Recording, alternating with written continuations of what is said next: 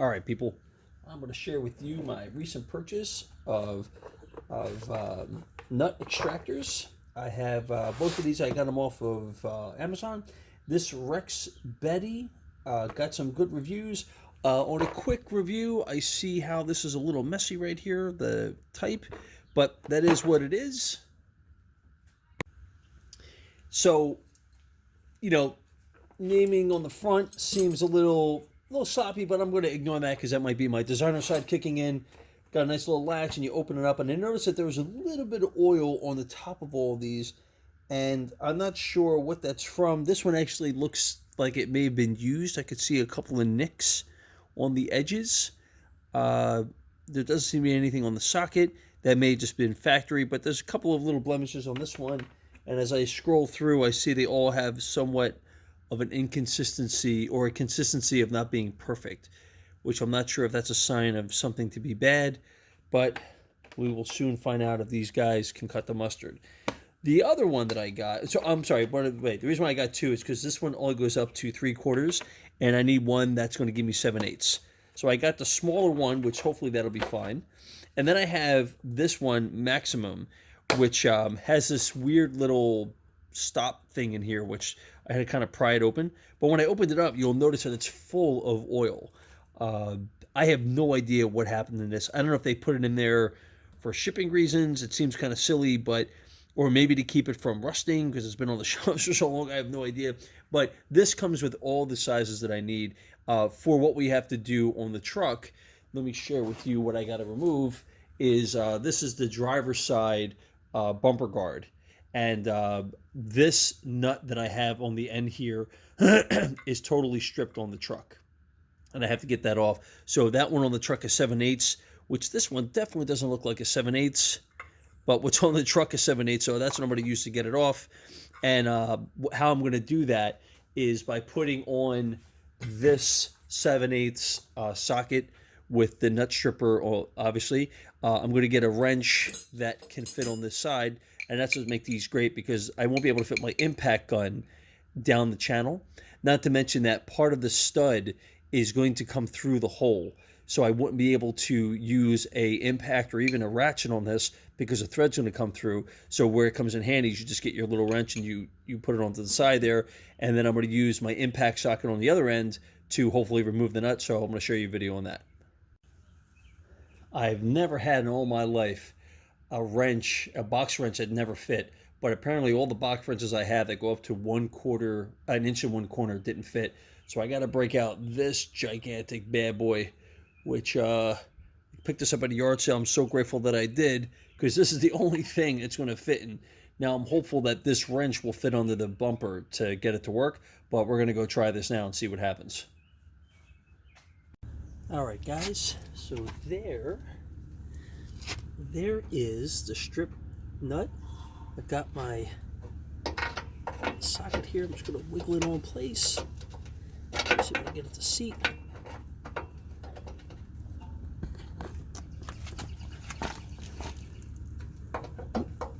I got it earlier.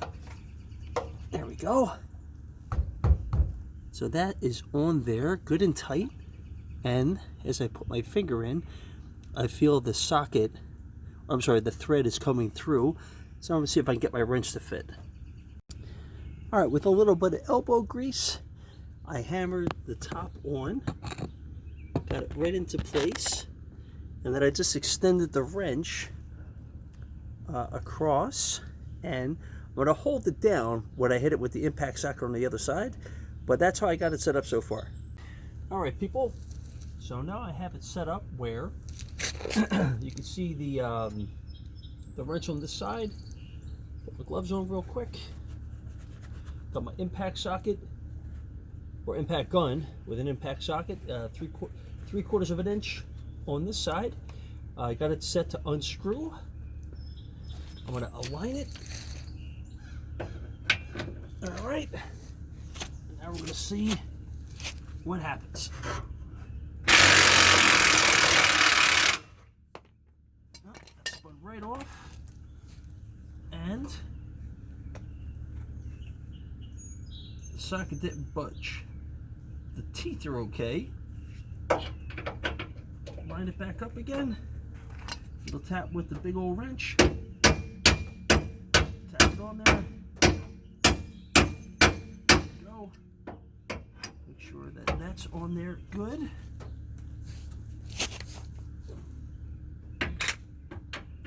There we go.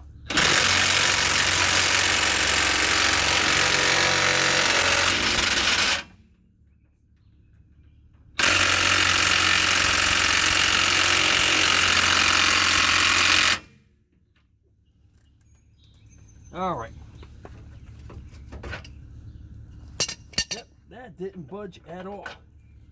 Now this didn't spin either, which is good. I see there's some metal shards, but no progress. All right. I'm wondering if I should try to tighten it on. What do you think? Instead of trying to play nice and unscrew it, maybe I just say to hell with it and over tighten it to the point where it snaps. So let me try that approach.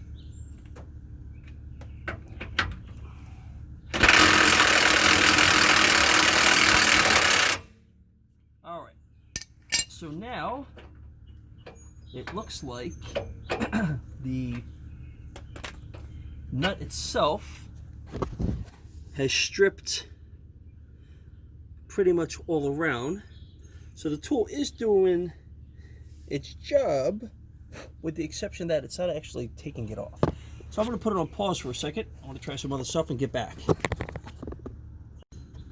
So I put another 2 or 3 hits on that bad boy, and now the 7/8 socket is spinning, so I'm going to have to go a size smaller, see if I can get it there.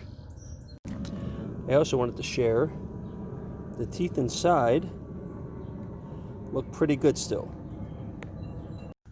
All right, so this is just getting stripped on top of strip. I'm assuming that the socket does work because of how much it's stripping it down. So that must be one super seized bolt right there.